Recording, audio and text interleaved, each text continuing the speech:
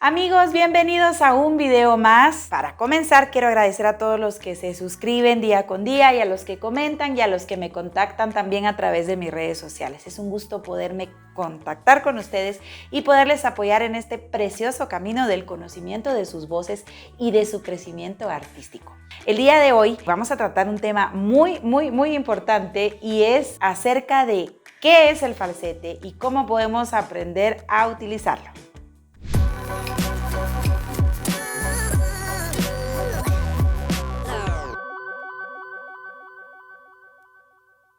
Sin lugar a dudas, el falsete es uno de esos recursos vocales que la mayoría de cantantes queremos desarrollar y manejar a la perfección. Para que eso ocurra, yo siempre he considerado que es importante conocer un poquito del contexto histórico del recurso vocal y, por supuesto, de la anatomía y de lo que fisiológicamente está ocurriendo para que tú puedas hacer el falsete. Empecemos entonces diciendo que falsete proviene del vocablo francés falset.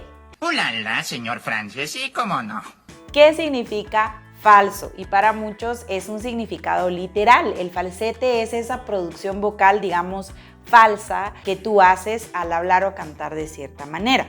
Y para entender de dónde surge este tipo de voz, es importante hablar de la Europa renacentista.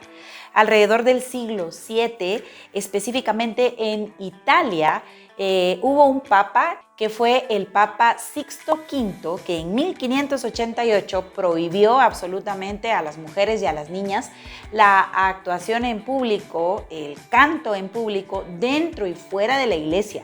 Esto trajo una gran consecuencia porque obviamente habían muchas piezas escritas para este tipo de rango vocal que normalmente alcanza solo una voz femenina. Entonces esto produjo que surgieran dos tipos de voces que podían básicamente suplir la voz femenina dentro de la iglesia y también fuera de ella. La primera figura es bastante polémica. Estamos hablando de los castrati. Obviamente los castrati eran un tipo de voz que había sido anatómicamente alterada de la forma tal vez menos convencional. De niños, los castrati eran sometidos a una castración.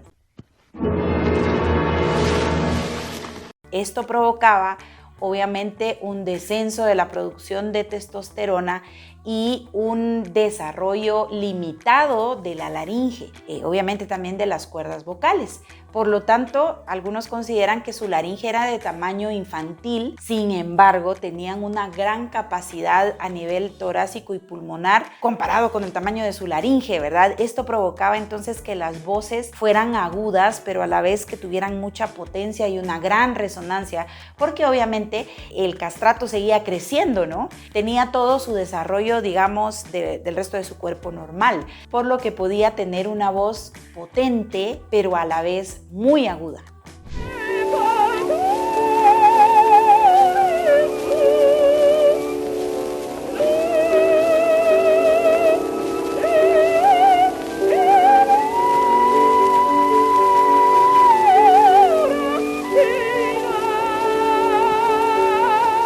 Esta práctica de la castración se volvió algo muy común al grado que se castraban alrededor de 4,000 niños por año y no necesariamente por un cirujano experto.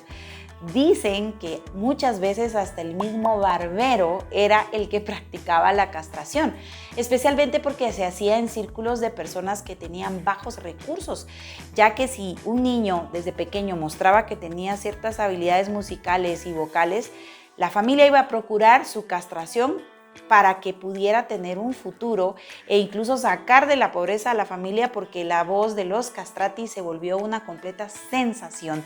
Todo el mundo los quería escuchar, como te digo, dentro y también fuera de la iglesia. El castrato más famoso fue Carlo Broschi, más conocido como Farinelli. De hecho, puedes buscar, hay una película sobre su vida que salió a la luz en el año 1994, si mal no estoy, donde puedes conocer más acerca de todo lo que le sucedió. De hecho, él fue un castrato por accidente, ya que tuvo un accidente a caballo y eso provocó su castración, ¿verdad?, durante su infancia, pero llegó a desarrollar una voz increíble que lo llevó a una fama mundial. A la par de los castrati también surgió otro tipo de voz que suplía ese rango femenino que estaba prohibido. Estoy hablando de los falsetistas o contratenores. La diferencia con los castrati es que esta voz sí se basaba en una pura imitación, ¿verdad?, de la voz femenina.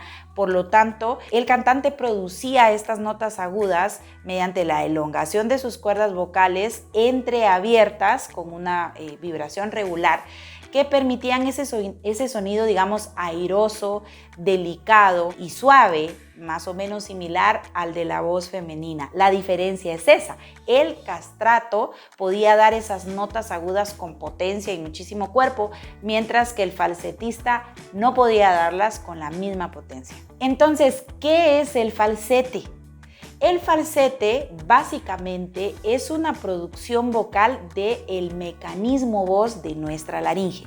En videos anteriores te he explicado que nuestras voces las podemos dividir en dos tipos de mecanismo vocal. El mecanismo 1, que nosotros en nuestra terminología le denominamos TA dominante, es aquel en el cual el músculo tiroaritenoideo, es decir, la cuerda vocal misma, se encuentra con mayor volumen de masa muscular. Eso provoca una voz un poquito más gruesa y con más cuerpo. Por otro lado, la laringe es capaz de producir un segundo mecanismo que se llama CT dominante o mecanismo 2, en el cual se activa un músculo que se encarga de estirar las cuerdas vocales. El músculo se llama cricotiroideo y por eso le llamamos CT dominante. Cuando las cuerdas vocales se estiran, obviamente también se adelgazan, lo que produce un sonido más ligero. Cuando hablamos entonces del falsete, estamos hablando de un mecanismo 2. Esto significa que el nervio laríngeo superior, que se maneja a nivel de nuestro cerebro, este va a provocar el movimiento o la activación del músculo cricotiroideo. El músculo cricotiroideo podemos observarlo acá, que es el que une al cartílago cricoides con el tiroides. La unión de estos dos cartílagos, por eso lleva ese nombre, se llama músculo cricotiroideo. Gracias a ese músculo, nosotros podemos tener un movimiento de este cartílago, que justamente por dentro tiene incrustadas, por así decirlo, las cuerdas vocales. Cuando el cartílago se mueve levemente hacia adelante, esto permite el estiramiento de nuestras cuerdas vocales. Por eso, cuando tú quieres trabajar notas altas, notas agudas, debes trabajar en este músculo, en la activación del músculo cricotiroideo. Hacer falsete, entonces, significa trabajar el mecanismo 2 de tu voz. Por lo tanto, para producirlo necesitas tener el músculo cricotiroideo lo suficientemente fuerte para que tú puedas tener un falsete saludable, ¿verdad? Y sin generar tensión en los demás músculos de la laringe. La mayoría de cantantes cometen el error de tener un falsete con exceso de aire, ¿verdad? Y lo cual va a producir que la voz de plano no tenga nada de cuerpo, o bien un falsete, un mecanismo 2, con exceso de tensión. ¿Qué significa? Que los músculos, tanto extrínsecos como intrínsecos de la laringe, van a estar muy tensos. Y esto puede producir, por ejemplo, que se te salga un gallito cuando estás cantando. Seguramente te estás preguntando, bueno, ¿y ahora cómo puedo trabajarlo? Aunque quiero hacer una pequeña aclaración, y es que mis videos persiguen sobre todo un objetivo informativo. También tengo en mi canal algunos videos que te van a llevar a hacer cosas más prácticas. En este video quiero explicarte qué tipo de práctica tienes que hacer para trabajar en tu falsete y poderlo producir de una forma relajada. Pero si quieres hacer más a detalle estas rutinas, debes ir a mi canal, en donde encontrarás otros videos con rutinas específicas. Lo que tienes que trabajar entonces, repito, es el fortalecimiento del músculo cricotiroideo. Si ese músculo es lo suficientemente fuerte y a la vez flexible, podrás trabajar un falsete de una manera más natural y relajada. Es importante que antes de hacer cualquier rutina vocal, tú tengas un periodo de relajación y de preparación ¿verdad? Yo recomiendo un estiramiento. En el caso de la mayoría de cantantes es importante tener relajada la musculatura que rodea nuestra laringe, es decir, todo lo que tiene que ver con el cuello y las inervaciones musculares que tenemos hacia abajo. Entonces, hacer círculos, por ejemplo, con la cabeza o hacia adelante y hacia atrás, hacia los lados, son formas de relajar esos músculos. Esto te puede ayudar previo a una rutina. Obviamente voy a recomendarte que utilices el Laxbox. Si no sabes cómo utilizarlo, también tengo videos en mi canal donde te puedo explicar más al respecto. Mi recomendación sería, después de que hayas hecho tu respectivo calentamiento y preparación vocal, comenzar a trabajar con intervalos de segunda, ¿verdad? Por ejemplo, de un do a un re, se escucha este intervalo. Ese sería el que vamos a empezar a trabajar. Podemos trabajarlo con el Laxbox, por supuesto. No solo podemos, sino debiésemos hacerlo primero con el Laxbox.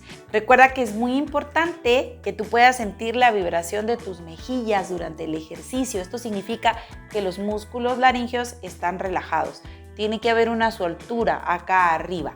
Y siempre rodeando primero con los dientes y luego con los labios vamos a usar la letra U. Entonces, volviendo a las notas,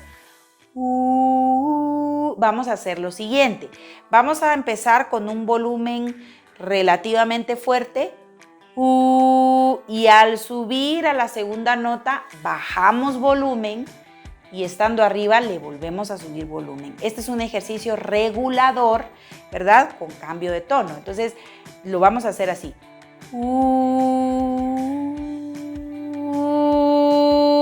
Pero con el Laxbox, probemos a hacerlo.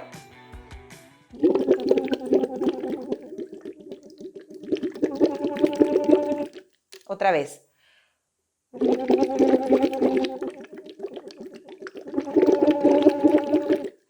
Este ejercicio lo puedes encontrar en la rutina que te compartí en mi canal, que es una rutina específica para fortalecer el músculo cricotiroideo. Además de ese ejercicio puedes encontrar otros más. Pero aquí lo importante entonces es lo siguiente.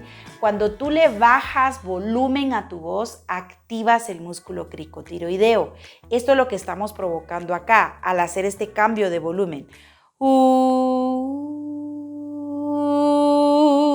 Obviamente aquí me estoy moviendo solo dentro de la misma nota, pero tú puedes moverte en el piano hacia arriba y también de regreso, que es muy importante hacerlo en la zona donde ya haces tu cambio de registro, ¿verdad? Donde pasas de tu TA dominante a tu CT dominante. Otra forma fácil de explicarlo en la voz hablada es decir, este es mi TA dominante y este es mi CT dominante.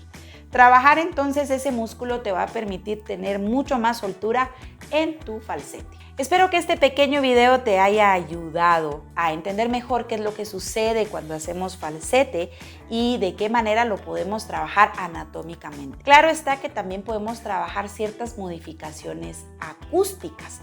Recordemos que cuando hacemos falsete, por lo general vamos a tener los armónicos graves, digamos muy bajos, ¿verdad? Dentro de nuestra acústica. Por eso es importante también que te fijes si necesita tu falsete, una vez que ya has estado trabajando también en el cuerpo a nivel interno de tu falsete, si crees que necesita más cuerpo porque sientes que aún está demasiado delgadito, lo puedes modificar con el molde vocálico. Por ejemplo, entre la letra I y la letra O encontramos que los armónicos agudos son más presentes en una I y los armónicos graves son más presentes en una O.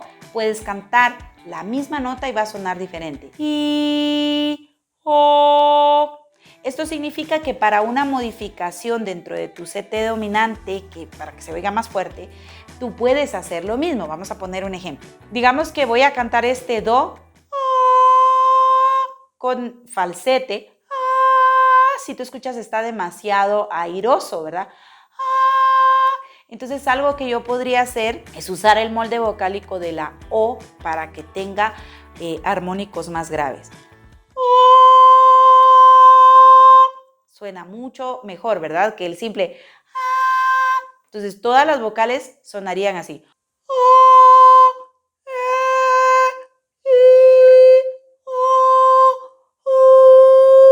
aunque obviamente siempre suenan diferentes, ya podemos lograr darle un poquito más de cuerpo. Entonces, espero que estos tips, que son muy prácticos, los puedas ir usando en tu día a día vocal. Recuerda que puedes seguir mis redes, también las redes de Tritono, comunicarte conmigo o con Tritono para conocer más acerca de mis cursos y de las herramientas que te ofrezco para poderte ayudar en este camino vocal. Mi visión, recuérdalo, es ayudarte a encontrar la mejor versión artística de ti. Nos vemos en un próximo video. Dejen sus comentarios y saludos a todos ustedes, amigos. Un abrazo.